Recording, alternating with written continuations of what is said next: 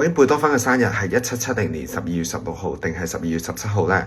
從佢嘅八字，我哋可以馬上判別到，貝多芬係死於乙型肝炎。對比兩個八字，12月17號呢個有子卯刑，卯代表肝臟，子刑伐卯，代表肝臟嚴重受損，容易有肝病。貝多芬係1827年死於肝病，後人都喺貝多芬嘅頭髮度揾到極強乙型肝炎嘅遺傳基因。佢喺1827年進入甲午大運。